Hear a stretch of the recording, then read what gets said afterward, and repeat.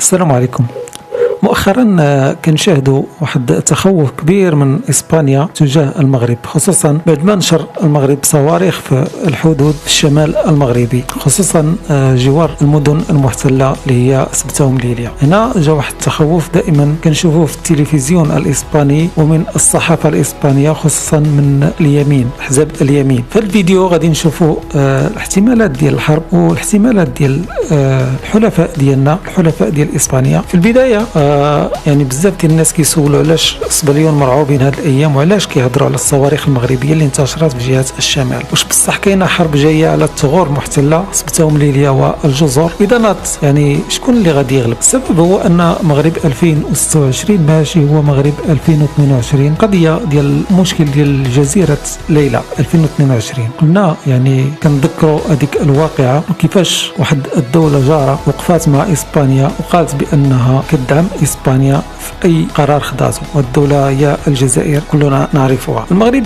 حاليا كيمتلك صواريخ الهيماريس دخلت المنظومه المغربيه، المدى ديالها كيوصل حتى ل 300 كيلومتر، وهذا الشيء هو اللي رعب الاسبان. يعني المدى ديال هذه الصواريخ يقدر يوصل حتى التكانات العسكريه اللي هي ديال روتا ومورون، حتى هي ولات مرمى النيران المغربيه. لاول مره ميزانيه ديال الدفاع ديال المغرب وصلت ل 15 مليار دولار، وهي كتقارب الميزانيه ديال اسبانيا، وهذا الشيء كيطير الناس من الجنرالات ديال اسبانيا. المغرب ما عمره ما انكر او لا قال بان سبته ومليليا اسبانيتين، لكن دائما تيقول بان سبته ومليليا محتلتين، وهذا الشيء يعني عند اسبان بان المغرب غادي يرجع المدينتين سواء اليوم او الغد بشتى الطرق، يا الدبلوماسيه او باي طريقه، ممكن حتى الصراع على الارض. اذا ناضت حرب الى الله يحفظ، الحسابات العسكريه معقده. القوه البريه المغرب عنده تفوق عددي وتقني في الدبابات والمدرعات. في الحرب البريه المغرب يقدر يكتسح المناطق المحاذيه للثغور المحتله يعني بسهوله تامه. اما القوه الجويه، اسبانيا عندها طائرات يورو فايتر، طائرات اللي كيصنعهم الاتحاد الاوروبي. اما المغرب عنده الاف 16 المطوره الفايبر، والكفه دائما متقاربه، لكن المغرب كيتفوق في حرب الدرونات.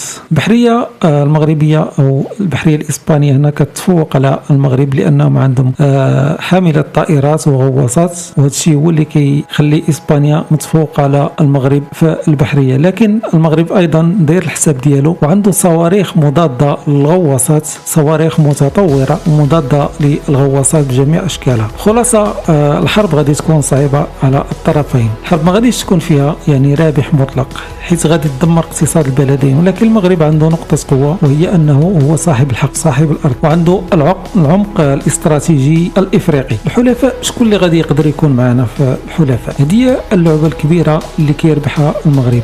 عندنا الولايات المتحده الامريكيه، امريكان كتعتبر المغرب حليف استراتيجي خارج الناتو في 2026. كاين تقارير كتقول باللي واشنطن تقدر تنقل القواعد ديالها من اسبانيا الى المغرب. امريكان ما غاديش تضرب اسبانيا، ولكن غادي تدعم المغرب تكنولوجيا واستخباراتيا. اسرائيل حتى هي التعاون العسكري المغربي الاسرائيلي يعطي المغرب اسلحه تكنولوجيا متطوره، دفاع جوي ودرونات انتحاريه، اللي خلات اسبانيا تحس بالضعف الرقمي. اما الدول العربيه والافريقيه، اغلب الدول العربيه والخارجيه غادي تساند المغرب ماديا ودبلوماسيا، حيث كيشوفوا فيه القائد في المنطقه. اسبانيا غادي يوقف معها الناتو، لكن اسبانيا خايفه من واحد الميثاق في الحلف، هو في الماده 5 ما كيحميش المدينتين المحتلتين لانهم جو في افريقيا. الناتو ما يقدرش، يعني اسبانيا متخوفه بانه ما يبغيش الناتو يساعدها في هذا الموضوع. المغرب يعني ذكي بزاف في التعامل ديالو، كيوجد راسو عسكريا لاسوء السيناريوهات،